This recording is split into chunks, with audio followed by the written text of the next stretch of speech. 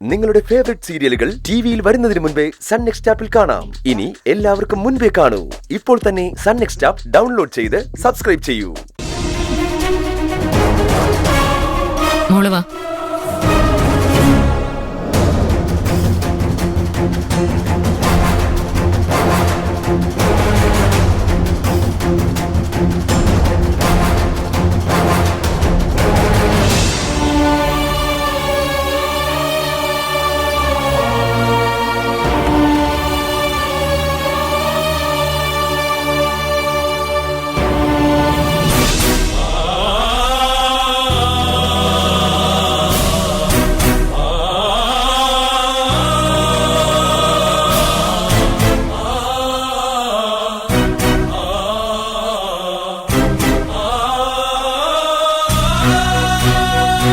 മോളിച്ചല്ല.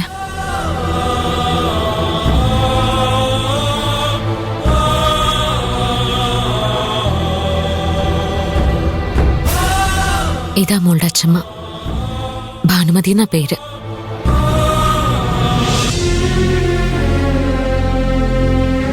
മോളെ ഭയങ്കര ഇഷ്ടം. മോള് അമ്മയുടെ വയറ്റിലായിരുന്നപ്പോ മോളെ രക്ഷിക്കാൻ വേണ്ടി കത്തിയുടെ മുന്നിൽ പോലും ചാടിയിട്ടുണ്ട്. ഇപ്പോ എഴുന്നേറ്റ് നടക്കാൻ പറ്റുമായിരുന്നെങ്കിൽ മോളെ കണ്ട ഉടനെ കെട്ടിപ്പിടിച്ച് കുറേ ഉമ്മ തന്നേനെ.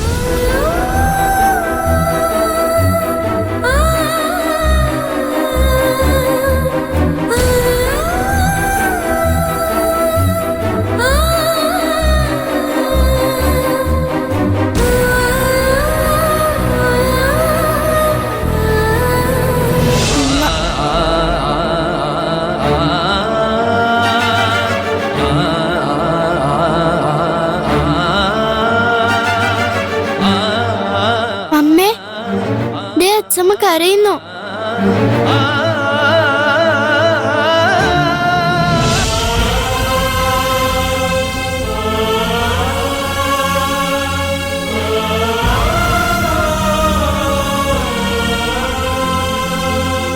സാരമില്ല മോളെ, അത് നിന്നെ കണ്ടതിലുള്ള സന്തോഷം.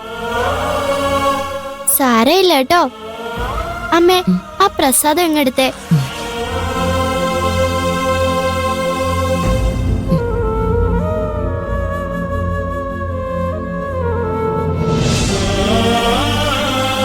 ഇതേ ഞങ്ങൾ അച്ഛമ്മയുടെ പേരില് അമ്പലത്തിൽ കഴിപ്പിച്ച പുഷ്പാഞ്ജലിയാ. ഞാൻ അച്ഛമ്മയ്ക്ക് വേണ്ടി ദൈവത്തിനോട് നന്നായിട്ട് പ്രാർത്ഥിച്ചിട്ടുണ്ട്. കുട്ടികള് പ്രാർത്ഥിച്ചാ ദൈവം വേഗം കേൾക്കുന്ന അമ്മ പറയാറുള്ളേ. അങ്ങനെയാണെങ്കി അച്ഛമ്മ വൈകാതെ എണീറ്റ് വന്ന് എന്റെ കൂടെ ഓടി കളിക്കാൻ വരും. നമുക്ക് പോവാം.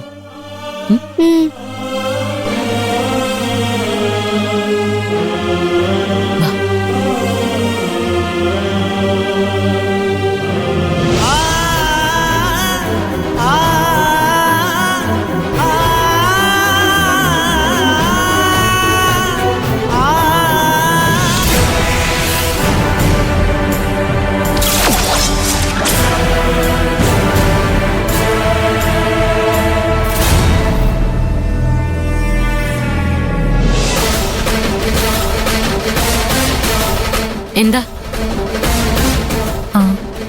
അമ്മയ്ക്ക് കൊടുക്കാനുള്ള ഇഞ്ചക്ഷൻ കൊടുത്തതാ. ഇത് കൃത്യസമയത്ത് കൊടുത്തില്ലെങ്കിൽ ആകെ പ്രശ്നമാവും.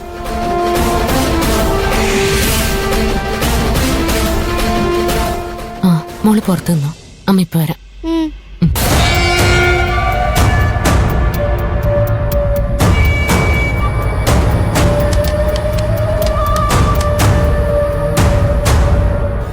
അമ്മയെ നീ നന്നായിട്ട് നോക്കിക്കോണം.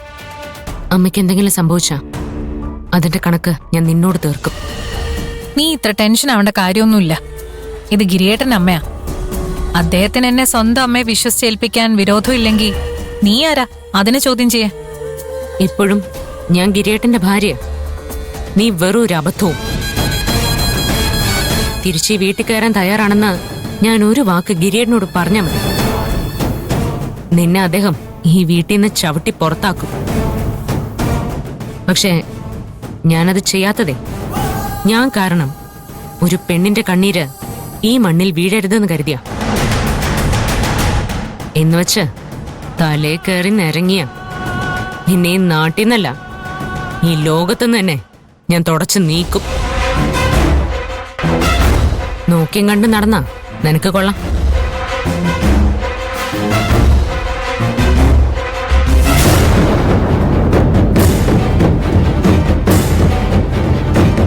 എന്നെ തോൽപ്പിക്കാനുള്ള ശ്രമമായിരുന്നല്ലേ?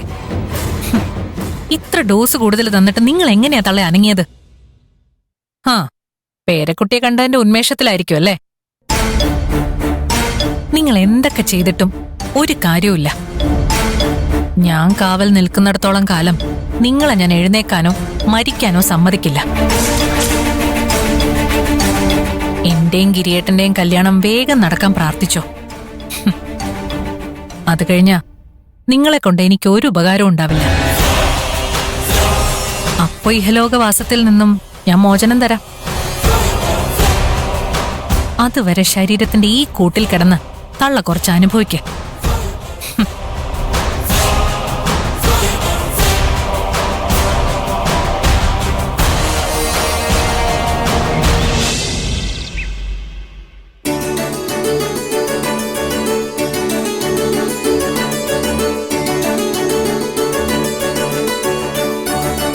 അമ്മേ, ആ ഞാൻ ഇറങ്ങുവാണേ. ഓ പോയിട്ട് വാ മോളെ. ഞാൻ പ്രതീക്ഷ മോളെ കൊണ്ടുപോയിക്കോളാം. എനിക്ക് കുഴപ്പമൊന്നുമില്ല. ഏയ് വേണ്ട മോളെ, നീ ഐശ്വര്യമാടത്തെ കാണാനല്ലേ പോകുന്നേ. കുട്ടികളെ ഈ പ്രായത്തിൽ പോലീസ് സ്റ്റേഷനിലേക്കൊന്നും കൊണ്ടുപോകണ്ട. മാത്രവുമല്ല നല്ല വെയിലാ. ഞാനിവിടെ ഉണ്ടല്ലോ. ഞങ്ങൾ ഇവിടെ കളിച്ചും ചിരിച്ചും ഒക്കെ അടിച്ചു പൊളിക്കും അല്ലേ മോളെ? അതെ. മോളെ, കുറുമ്പൊന്നും കാണിക്കല്ലേ. മുത്തശ്ശി പറയുന്നൊക്കെ കേക്കണം. മുത്തശ്ശിയെ ബുദ്ധിമുട്ടിക്കല്ലേ. ഓക്കേ. ശരി. മോള് പോയിട്ട് വാ.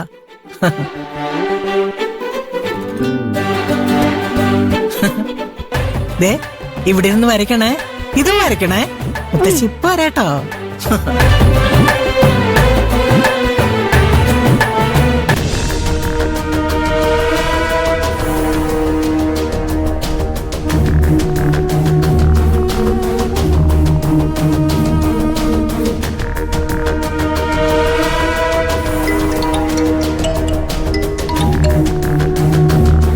ഹലോ ഗൗരവമ്മേ, മോനെ നീ എവിടെയാ? ഞാൻ നിങ്ങളുടെ വീടിന്റെ പുറകെ തന്നെ ഉണ്ട്. മോനെ മഞ്ജു ഇപ്പൊ ഇവിടുന്ന് ഇറങ്ങിയതേ ഉള്ളേ. നീ വേഗം പോരെ. മോളെ നിനക്ക് സമാധാനമായിട്ടൊന്ന് കണ്ട് സംസാരിക്കാലോ. താങ്ക് യു അമ്മേ. ഇതിനർത്ഥം നീ മഞ്ജുവിനോട് ചെയ്ത തെറ്റിനെ ഞാൻ നിന്നോട് ക്ഷമിച്ചു എന്നല്ല. പ്രതീക്ഷ മോൾക്ക് അച്ഛന്റെ സ്നേഹം നഷ്ടപ്പെടരുതെന്ന് എനിക്ക് നിർബന്ധമുണ്ട്. അതുകൊണ്ട് മാത്ര മഞ്ജു അറിയാതെ നിന്നെ ഞാൻ സഹായിക്കുന്നത്. എനിക്കറിയാം അമ്മേ. അതിന് നന്ദി ജീവിതകാലം മുഴുവൻ എനിക്ക് അമ്മയോടുണ്ടാവും. എനിക്ക് നിന്റെ നന്ദിയൊന്നും വേണ്ട. ഒരു ഭർത്താവെന്ന നിലയിൽ നീ പരാജയപ്പെട്ടതുപോലെ അച്ഛനെന്ന നിലയിൽ നീ പരാജയപ്പെടരുത്. എന്റെ ജീവിതത്തിൽ എനിക്ക് ആകെയുള്ള പ്രതീക്ഷ എന്റെ മകളാണ്. ഞാൻ ജീവിക്കുന്ന തന്നെ അവൾക്ക് വേണ്ടിയാ. ഏതായാലും നീ വരുന്നുണ്ടെന്ന് ഞാൻ പ്രതീക്ഷ മോളോട് സൂചിപ്പിക്കാം. ഇല്ലെങ്കിൽ അവള് എങ്ങനെ പ്രതികരിക്കുമെന്ന് പറയാൻ പറ്റില്ലേ?